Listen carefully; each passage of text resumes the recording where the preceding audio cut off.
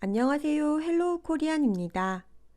이번 시간은 문법 20번째 시간으로 을 거예요에 대해 배우도록 하겠습니다. 이번 휴가 때 뭐 할 거예요? 제주도에 갈 거예요.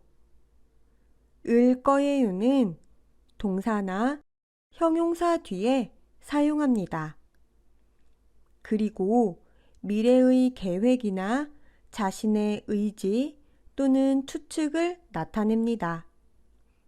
그럼 언제, 어떻게 사용하는지 알아보겠습니다. 어간이 모음으로 끝날 때 리을 거예요를 사용합니다. 이때 발음은 리을 거예요로 발음합니다. 어간이 자음으로 끝날 때는 을 거예요를 사용합니다. 마찬가지로 을 거예요로 발음합니다. 가다. 어간이 모음으로 끝났습니다. 다는 사라지고 리을 거예요를 붙여서 사용합니다. 갈 거예요가 됩니다. 받다. 어간이 자음으로 끝났습니다. 다는 사라지고 을 거예요를 붙여서 사용합니다.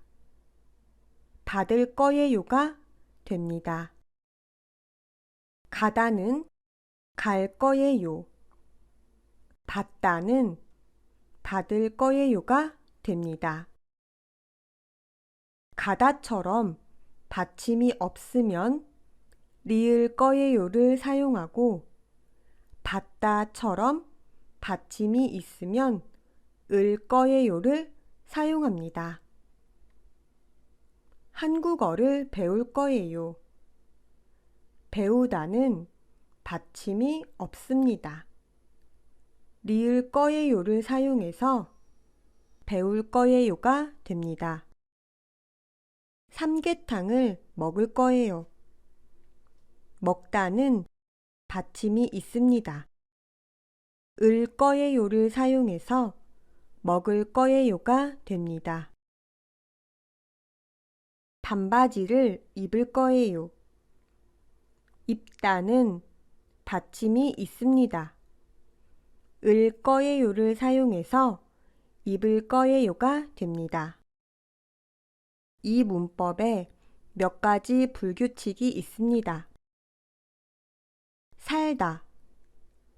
받침이 있습니다. 어간이 자음으로 끝나면 을 거예요를 사용합니다. 살을 거예요가 되지만 이렇게 사용하지 않습니다. 살 거예요라고 말합니다. 이것을 리을 불규칙이라고 합니다. 듣다. 역시 받침이 있습니다. 어간이 자음으로 끝나니까 을 거예요를 사용해서 듣을 거예요가 됩니다. 하지만 이렇게 사용하지 않고 들을 거예요라고 말합니다. 이것을 디귿 불규칙이라고 합니다. 붙다. 받침이 있습니다. 어간이 자음으로 끝나니까 을 거예요를 사용합니다. 붙을 거예요. 하지만 이렇게 사용하지 않습니다. 부을 거예요 라고 말합니다. 이것을 시옷 불규칙이라고 합니다. 돕다. 받침이 있습니다. 어간이 자음으로 끝나니까 을 거예요를 사용합니다. 돕을 거예요가 되지만 이렇게 사용하지 않습니다. 도울 거예요라고 말합니다. 이것을 비읍 불규칙이라고 합니다. 이제 예문을 조금 더 보겠습니다. 언제 여행을 갈 거예요? 다음 주에 여행을 갈 거예요. 라고 대답하며 계획을 말합니다. 저번 시험에 합격했어요? 아니요. 이번에는 시험에 꼭 합격할 거예요. 라고 대답하며 자신의 의지를 말합니다. 미주가 뮤지컬을 좋아해요? 네, 아마 미주도 뮤지컬을 좋아할 거예요. 라고 대답하며 추측을 말합니다. 저는 케이크를 만들 거예요. 한국어를 공부할 거예요. 오늘은 꼭 책을 읽을 거예요. 한국에서 살 거예요. 여자친구에게 선물을 줄 거예요. 남자친구와 영화를 볼 거예요. 클래식을 들을 거예요. 한강에서 자전거를 탈 거예요.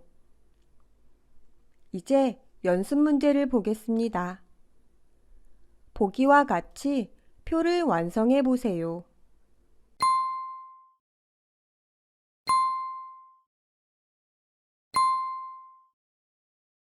정답을 알아보겠습니다. 살 거예요. 줄 거예요.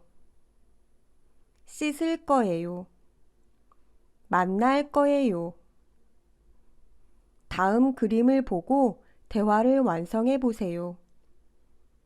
만나서 이야기할 거예요?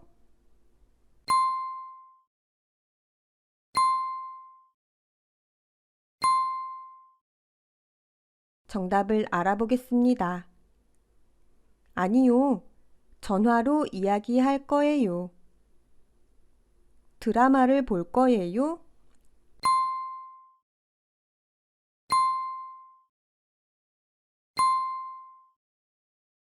정답을 알아보겠습니다. 아니요, 뉴스를 볼 거예요. 집에 있을 거예요?